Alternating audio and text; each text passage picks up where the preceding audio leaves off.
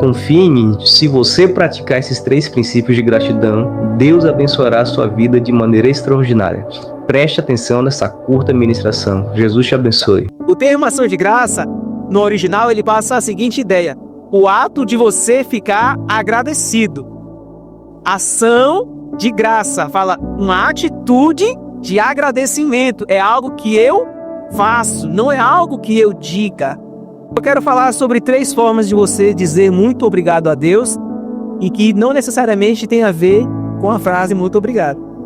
A primeira forma de você dizer a Deus muito obrigado de um jeito diferente é com o seu louvor e a sua adoração. Quando você canta para Deus, você está dizendo: Deus, muito obrigado. E eu quero te provar isso na Bíblia.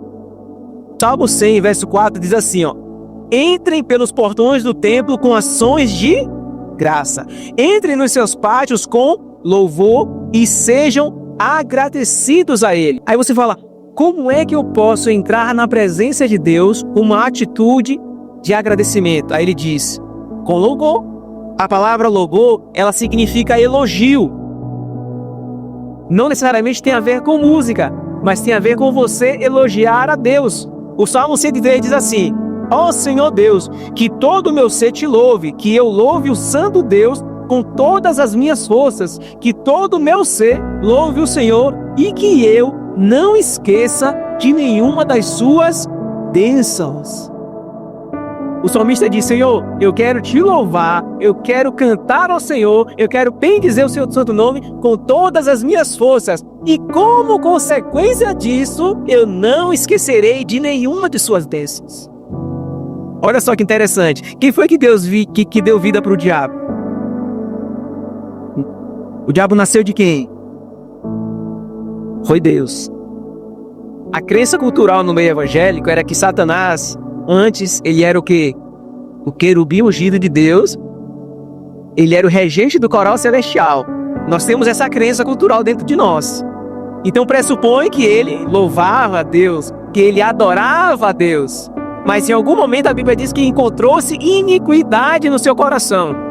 Então ele começou a cobiçar a posição que era de Deus. Então qual foi o primeiro pecado que Satanás cometeu para ele poder desejar a posição que era de Deus? Ele parou de adorar. Enquanto ele estava focado nos anjos, ensinando, seja exaltado, ele estava agradecido por existir. E em algum momento ele parou de adorar, olhou para Deus e cobiçou aquilo que era de Deus. Ele deixou de ter um coração agradecido. Deus, obrigado porque o Senhor me criou e fez de mim o regente do coral celestial. Ele parou de ter esse sentimento de agradecimento e passou a cobiçar aquilo que era de Deus. Quando você para de adorar a Deus, isso gera dentro de você um sentimento de ingratidão. Então você substitui a graça, a consciência de que é Deus que te abençoa, para um sentimento de murmuração. Por que Deus me fez só o regente do coral celestial? Por que Ele não me colocou na mesma altura que Ele? Por que Ele não me deu glória semelhante a dele? Por que Ele me colocou abaixo dele? E você começa a murmurar: por que eu estou passando por esses problemas? Por que eu ainda estou no deserto? Por que eu estou doente? Por que eu estou com problema financeiro? E você murmura. O Espírito Santo o tempo todo dizendo para você: pare e me adore. Era muito comum um crente muito fiel a Deus, depois de algum momento de vitória, ele criar uma canção para Deus mencionando aquele momento. E a gente pensa que é algo aleatório, mas era uma estratégia que ele usava para não esquecer aquilo que Deus fez. Tanto que as canções elas eram escritas e o povo hebreu cantavam elas aos longos dos anos, para não se esquecer do que Deus havia feito quando tirou o povo do Egito. Exemplo, Êxodo capítulo 15, Moisés diz assim: então Moisés e os israelitas cantaram esta canção a Deus, o Senhor. Cantarei ao Senhor, por quê? Porque Ele conquistou uma vitória maravilhosa. Ele jogou os cavalos e os cavaleiros dentro do mar. Deus libertou o povo do Egito. Eles acabaram de experimentar as 10 pragas, aqueles 10 milagres maravilhosos. Por fim, eles atravessam o Mar Vermelho, o Mar se abre, e eles veem algo maravilhoso. Depois que eles terminam de atravessar, qual que é a primeira coisa que Moisés faz? Todo mundo para aí. Vamos cantar a Deus. E Moisés canta a Deus. No ato, no momento. Ele não esperou chegar em casa. Ele não esperou chegar na terra prometida em Nova Canaã. Eles pararam tudo que estavam fazendo para cantar a Deus. Porque vamos registrar o momento para que no futuro a gente não esqueça do que Deus fez. A irmã dele, Miriam, no mesmo ato, diz a Bíblia, verso 20, a profetisa Miriam, que era irmã de Arão, pegou um pandeiro e todas as mulheres acompanharam, tocando o pandeiro e dançando. Miriam cantou para elas assim: cantem ao Senhor, porque Ele conquistou uma vitória gloriosa. Ele jogou os cavalos e os cavaleiros dentro do mar. Então tem para todo mundo, tem para homem Moisés e tem para mulher Miriam. Os dois, no mesmo momento, pararam tudo o que estava fazendo e cantaram a Deus em forma de gratidão, porque eles haviam conquistado algo. No Novo Testamento você vê a canção de Maria. Quando Deus envia o anjo Gabriel e diz: bendita és tu entre as mulheres, bendito é o teu ventre. E o que é que Maria faz depois que ela recebe a promessa de que engravidaria de Jesus? Ela canta ao Senhor em forma de gratidão. Deus, muito obrigado, porque o Senhor escolheu o meu ventre para vir e trazer o Messias a este mundo. Lucas 17, a cura dos 10 leprosos. Ao entrarem no povoado, 10 leprosos dirigiram-se a ele, ficaram a certa distância e gritaram em alta voz: Jesus, mestre, tem piedade de nós. Ao vê-los, ele disse: vão mostrar-se ao sacerdote. Enquanto eles iam, foram purificados. Um deles, quando viu que estava apurado, voltou louvando a Deus em alta voz. Ele voltou fazendo o quê? Louvando a Deus. E por que ele estava louvando a Deus? Ele havia recebido a vitória e, em forma de gratidão, ele volta louvando a Deus em alta voz e agradecendo a Jesus. E o que é que Deus já te entregou nas tuas mãos até hoje? Louve a Deus por isso. O seu louvor é uma expressão de um muito obrigado para Deus. A segunda forma de dizer muito obrigado a Deus é com as nossas ofertas e com os nossos bens. Primeira coisa que você tem que saber é que existe uma oferta na Bíblia chamada oferta de gratidão. Salmo 56, verso 12 vai dizer assim: cumprirei os votos que eu te fiz, ó Deus. A ti apresentarei as minhas ofertas de gratidão. Eu acredito particularmente que o dízimo é uma oferta de gratidão. Por que o dízimo é uma oferta de gratidão? Porque você está ofertando depois da bênção conquistada. Você está dizendo a Deus: muito obrigado, Senhor. Quando você vê, por exemplo, no livro de Gênesis, capítulo 14, um parente de Abrão foi sequestrado, Ló. Abrão, então, junto uma equipe, vai e persegue as pessoas que haviam sequestrado Ló e todas as pessoas de Sodoma e de Gomorra.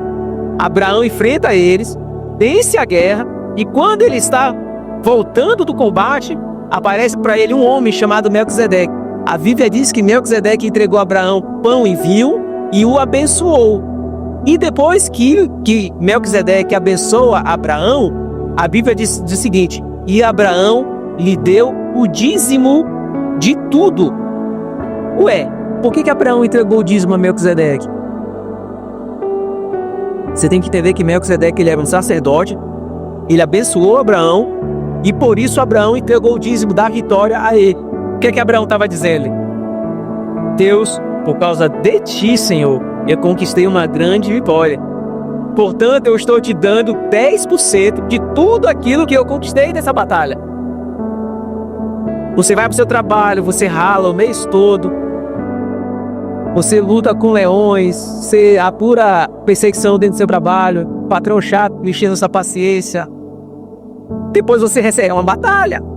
Cada um tem a sua própria batalha. Você que é autônomo, você atura cliente chato, buzinando seu rir, reclamando. Você conquista os seus ganhos e seus salários. Aí uma vez por mês você vem aqui e entrega o dízimo ao Senhor. O que é que você está dizendo para Deus? Deus, muito obrigado. Sem usar palavras. Você não disse nada para Deus, mas Deus entendeu a sua oferta como uma oferta de gratidão.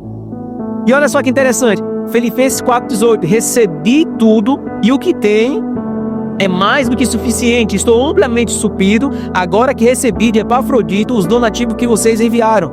Elas são uma oferta de aroma suave, um sacrifício aceitável, agradável a Deus.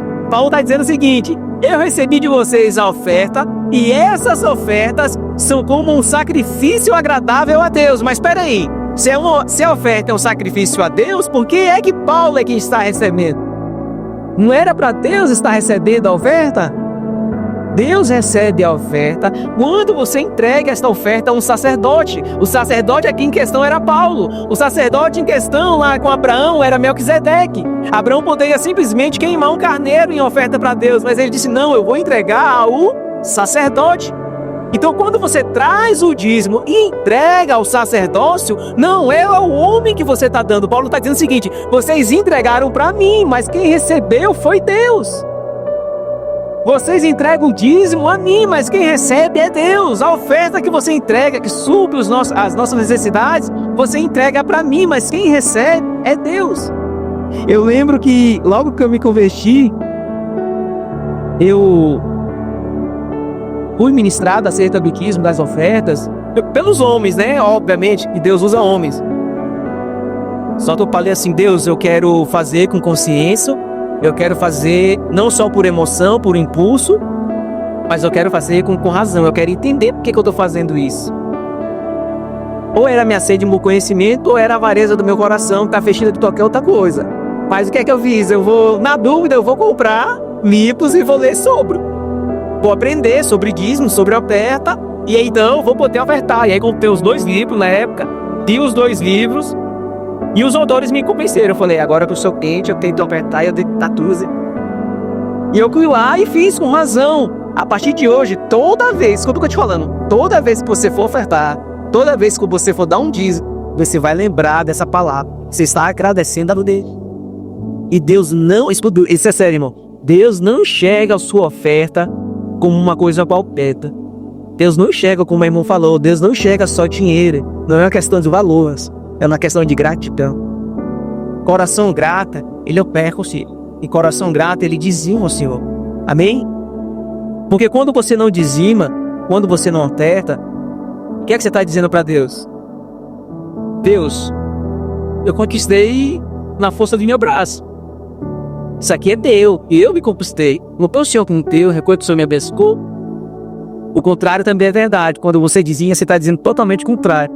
Está dizendo: Deus, muito obrigado. Reconheço que foi o Senhor que me deu, por isso eu estou devolvendo a 10ª parte. Para concluir, para a gente correr para o final, eu quero te falar do maior ato de gratidão que você pode ter para com Deus. É a sua obediência. E você vai ver que nada do que foi falado aqui essa noite é por acaso. Lá em 1 Samuel 15:22, diz assim: o que é que o Senhor Deus prefere? A obediência ou a oferta de sacrifícios? É melhor obedecer a Deus do que lhe oferecer sacrifícios, as melhores ofertas. Samuel disse isso para Saul. Depois que Saul conquistou uma cidade, antes Deus tinha dito o seguinte para ele: Saul, você vai lá, você vai matar todo mundo, você vai queimar todo o gado, você vai queimar a cidade, você vai queimar o ouro, a prata, o bronze, você não vai pegar nada, Saul. Mas a Bíblia diz que Saul matou o pior dos gados, reservou o melhor para os seus soldados, guardou tudo que era bom. E o que era ruim, ele tacou fogo.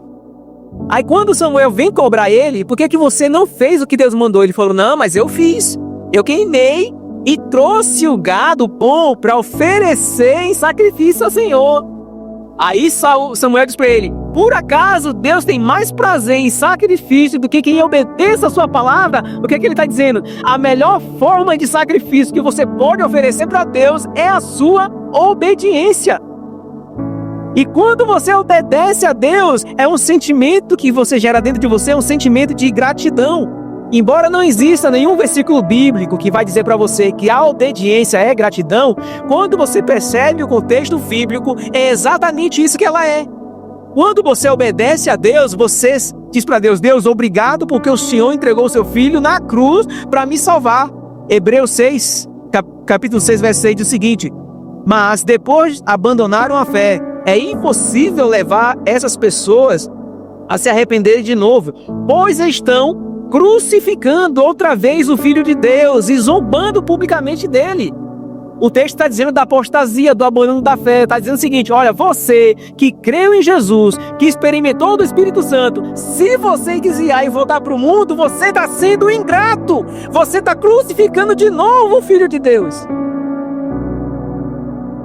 Quando eu permaneço, quando eu obedeço, eu estou dizendo: Deus, muito obrigado. Eu não vou crucificar novamente o seu filho. Obedecer não é só a melhor e a maior forma de gratidão que você possa oferecer a Deus, mas é a maior expressão de amor que você pode entregar para Ele. João 14:21, Jesus diz assim: quem tem os meus mandamentos e obedece a eles, esse é o que me ama. Tu me amas? Obedeça. Tu me amas? Permaneça. Tu me amas? Faça o que eu estou mandando você fazer. Essa é a maior forma de gratidão a Deus. Você já reparou como é que são os nossos cultos? Olha como é que o Espírito Santo está no comando da igreja. Da igreja que eu digo, não a nossa, a igreja de forma geral. Qual que é a primeira coisa que nós fazemos quando entramos na igreja, no início do culto? Nós louvamos a Deus. Primeira forma de gratidão. Cantamos louvores ao Senhor. Qual que é o segundo ato do culto? Ofertas. Nós ofertamos ao Senhor. E qual que é o terceiro ato do culto? Ouvimos a sua palavra e obedecemos a sua palavra. E isso é em todas as igrejas no mundo todo. Não foi homem que planejou isso. Não foi homem que planejou o ambiente do culto. Você chega no culto de quinta adorando, você está dizendo: Deus, muito obrigado. Aí depois você senta, você vai ofertar, você está dizendo: Deus, muito obrigado. Aí você ouve a palavra, sai daqui, obedecendo a palavra de Deus, você está dizendo: Deus, muito obrigado. Todo o ambiente de culto é um ato de gratidão a Deus. E isso não foi pensado por mente humana. É assim na Assembleia de Deus, é assim na Deus e Amor, é assim na Igreja Missão de Paz. Em qualquer igreja verdadeiramente cristã, ela vai ter esses três atos. O Espírito Santo está no controle, amém? A partir de hoje, quando você for cantar um hino a Deus, saiba que não é só mais um hino, não são mais só palavras. É um ato de agradecimento a Deus.